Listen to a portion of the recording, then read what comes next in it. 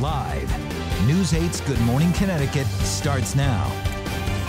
A push for more money happening today. U.S. Senator Richard Blumenthal calling for extra funding to help keep people safe from the Zika virus. And it is an umbrella alert Monday as we take a live look at Waterbury. You are certainly going to need that umbrella this morning and possibly this week. We'll talk to Gil if there are any bright spots in our forecast, and we'll take anything. Yeah, and you know, you need at least one umbrella. This could be a two umbrella kind. It's going to be that bad, right? All right, good morning, everybody. It is 6 a.m. on a Monday. Thank you for starting out the week with us. Good morning, I'm Keith Kuntz. Good morning, Keith. Good morning, everyone. I'm Laura Hutchinson. Let's get you started with that umbrella alert. Chief Meteorologist Gil Simmons tracking a lot of wet weather ahead. Yeah, you're going to need two umbrellas because you may wear the first one out by Wednesday. It is that unsettled. We have unsettled weather kind of scattered or spaced out through much of the week ahead. But good morning. Hopefully it's a good morning for you so far. We have a little bit of drizzle out there now. 43 degrees. The pavement area is mostly damp from a little bit of rain that we had late yesterday and last night. That was New Haven at 43. It's 45 in New London. A slight breeze. That's keeping from a lot of fog forming out there, but you still may run into some patchy fog in the hilly areas. Rain off to our west. That's going to be closing in for late morning into early afternoon. Heaviest rain today between about 9:30 this morning and about 2:30 to 3 p.m. this afternoon. Going to be raw all day today, Teresa. We'll try to find some bright spots in the 8-day forecast around 6:15. All right, we'll look forward to that, Gil. Thank you, and good morning, everyone. If you are heading back to work, back to reality, the good news is the roads are looking terrific, and we don't have any overnight construction. I checked in with state police, and we're not watching any accidents, so it's a good time to leave the house. However, we have an alert for you over in the valley. If you are traveling over the Route 34 bridge trying to get on Route 8 or onto Route 34, that is going to be closed starting tonight at 9 o'clock. It's going to continue all week long. It's going to reopen by 6, but it's going to be tricky. You're going to want to take Derby Ave to Division Street or even Clifton Ave. A big thank you to Ernie for a reminder about this construction, because that's going to be kind of tricky to maneuver around, so plan ahead. Meanwhile, the map is very quiet. Lots of green speed data here, and again, no working accidents, so you go ahead and start your week. Check the cameras before you do over at WTNH.com. Keith, back to you. Teresa, thank you. Happening today, the fight against the Zika virus has come to Connecticut. U.S. Senator Richard Blumenthal issuing a call to action saying more has to be done. News 8's Jackie Slater live in News 8 Control this morning with more on what he hopes to accomplish. Good morning, Jackie. Good morning, Keith. Saturday, the Centers for Disease Control confirmed the first U.S. death resulting from the Zika virus. A 70-year-old man died from complications related to Zika. Now, Blumenthal says we need more money to help with prevention and efforts to find a vaccine. So far, there have been 683 confirmed cases of Zika in Puerto Rico, including 49 pregnant women. 16 people needed to be hospitalized, and 6 of them developed Guillain-Barré syndrome, a condition that causes paralysis.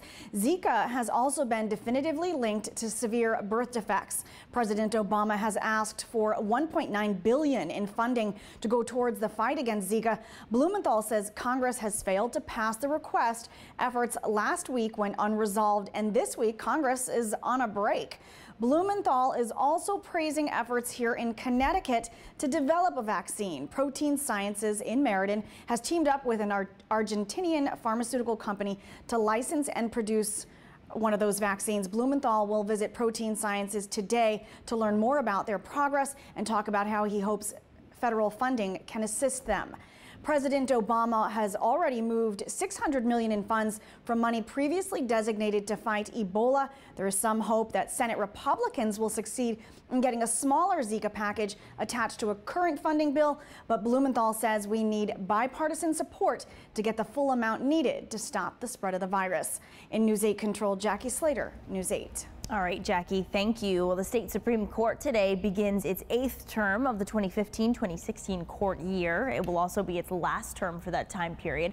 A number of cases will go before the state Supreme Court justices in Hartford over the next couple of days. One of those cases involves LeSean Wang, a man charged with murdering a Yale doctor and attempting to kill the doctor's pregnant wife in 2010.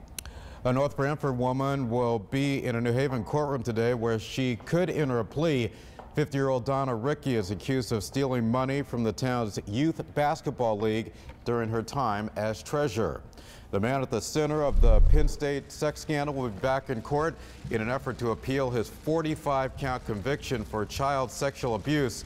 Lawyers for former Penn State assistant coach Jerry Sandusky are asking for a hearing to overturn his conviction. Sandusky wants the charges thrown out or to be granted a new trial. He is currently serving a 30 to 60-year sentence for the abuse of 10 boys. Time now is 6:05. It's a statistic that tugs at the heartstrings. Nearly 4,000 kids living in our state are navigating the foster care system right now. And May is Foster Care Awareness Month. News 8's Stephanie Simone live in Milford this morning, and she spoke with a New Haven couple who are now becoming parents to 2 teenage boys. Good morning, Stephanie. Hi, good morning, Keith and Laura. Right now in the state, there are only about 2,800 homes for the nearly 4,000 kids that live in foster care here in the state. One of those homes right in New Haven.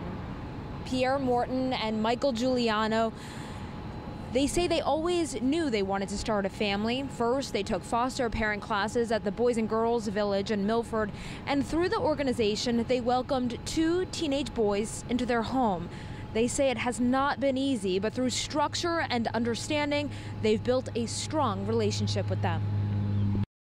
How broken they were when they first come to you, and then to see them become young men now, even though they're dealing with their traumas, they're at least dealing with them. Before, they just push them. You navigate that pretty well.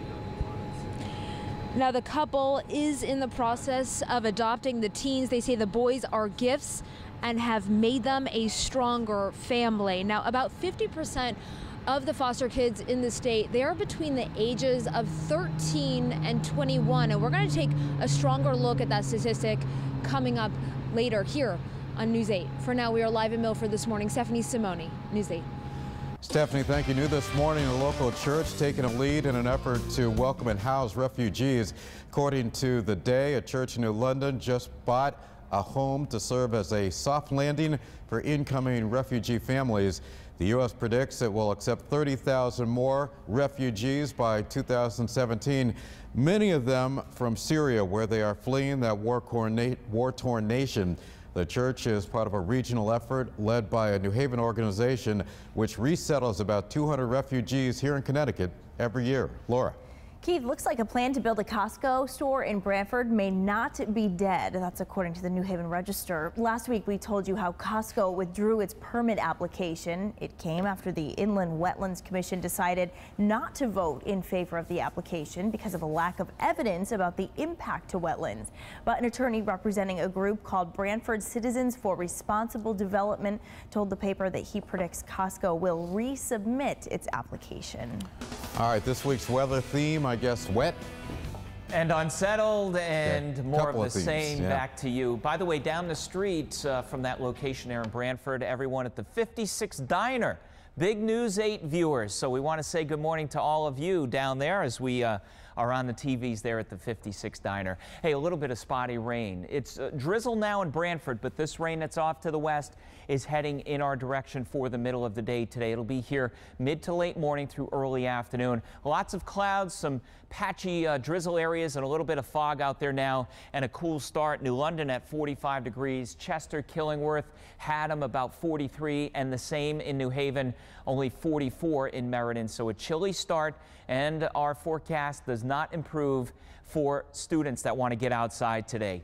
The after-school activities, a lot of the fields are going to be wet, and still some lingering showers around 2 to 3 p.m., but eventually that will move out, only to have some more rain tomorrow morning, Teresa. So, yeah, help me out.